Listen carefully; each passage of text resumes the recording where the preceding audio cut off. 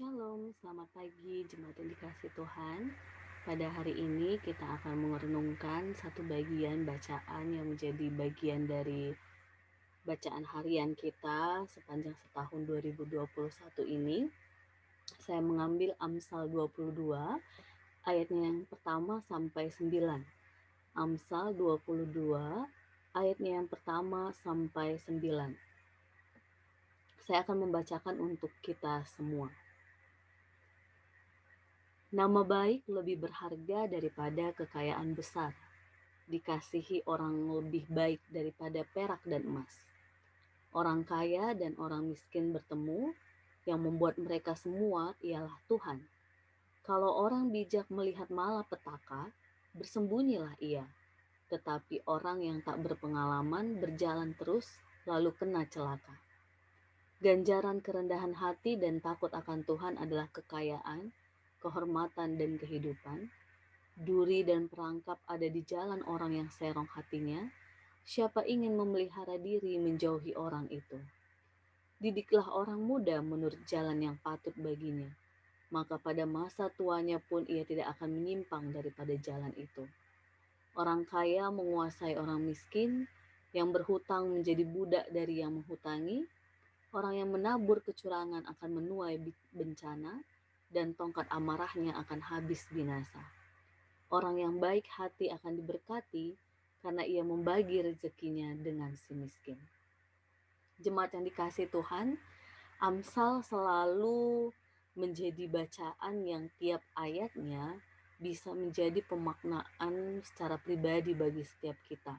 Karena ia berbeda dengan kitab-kitab lainnya.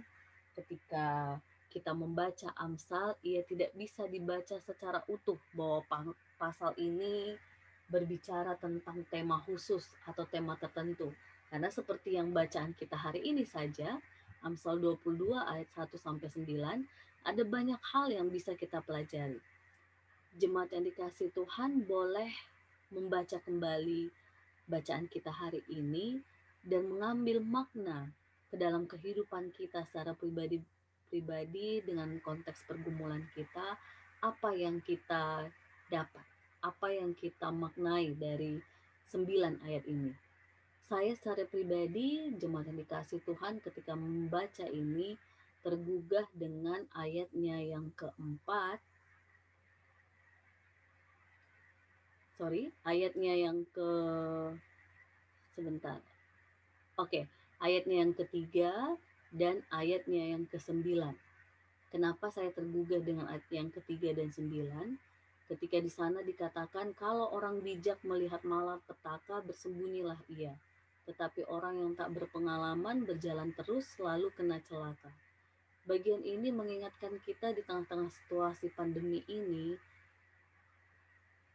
kita diminta untuk bijak karena pandemi ini salah satu bencana non-alam yang tampaknya tidak menggerus kita seperti bencana yang secara gempa bumi, banjir gitu yang terlihat langsung, tetapi dia bencana non-alam yang tidak terlihat tetapi benar-benar berdampak terhadap orang-orang sekitar kita, kesehatan, serta segala sesuatunya, yang akhirnya kita diminta bijak untuk bersembunyi dalam arti menjaga diri atas virus COVID-19 ini.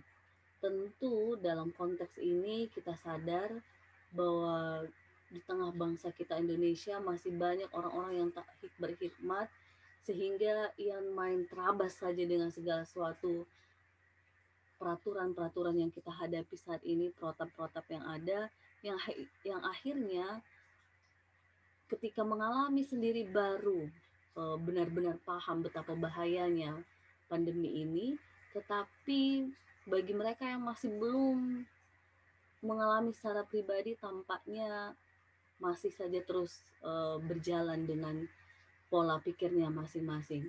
Dalam hal ini jemaat yang dikasih Tuhan lagi dan lagi, sebagai manusia saya secara pribadi dan kita semua tidak berhak menghakimi setiap mereka yang sudah terpapar dengan segala pola yang mereka miliki akhirnya terkena COVID. Itu memang bukan tugas kita, tapi paling tidak hari ini kita diingatkan diteguhkan bahwa bijaklah dalam situasi yang sedang kita hadapi, dan kita tetap harus berempati terhadap mereka yang sudah terdampak karena pengalaman mereka secara pribadi lepas pribadi. Lalu yang kedua, nats yang menggugah hati saya adalah ayat yang 9. Orang yang baik hati akan diberkati karena ia membagi rezekinya dengan si miskin. Di sini saya melihat bagaimana kekuatan kebaikan hati itu membuat kita semakin diberkati Tuhan dan kita jadi berkat buat orang-orang di sekitar kita. Di sini poinnya Bapak Ibu terkasih, bukan karena kita memberi baru kita eh, lalu akan diberkati luar biasa, tetapi dengan kebaikan hati kita, dengan apapun yang kita miliki, bukan sekedar materi, bukan sekedar sesuatu benda yang terlihat, tetapi bentuk cinta, bentuk kasih kita terhadap orang sekitar, kebaikan hati kita, sehingga kita semakin diberkati dengan hal-hal yang ada pada kita dan itu kita berikan kepada yang membutuhkan. Itu semakin menjadi penguat kita di tengah-tengah pandemi ini untuk ketika kita menerima berkat dari Tuhan, maka kita mau mengingat mereka yang saat ini membutuhkan cinta kasih kita, membutuhkan berkat yang tiba ke kita dan kita sharing kepada mereka. Semoga pemaknaan renungan hari ini dengan konteks kehidupan jemaat yang dikasih Tuhan pribadi lepas pribadi, mungkin Bapak Ibu, teman pemuda ataupun setiap kita yang mendengarkan justru belajar dari ayat yang lain, boleh sharing di grup WA kita ataupun di pesan secara pribadi ke saya, juga boleh apa yang kita maknai dari pembacaan Amsal kita hari ini. Semoga kita terus diteguhkan untuk berjalan dalam terang kasih Tuhan. Selamat merasakan berkat Tuhan dan jadi berkat buat orang-orang di sekitar kita. Tuhan Yesus memberkati. Amin.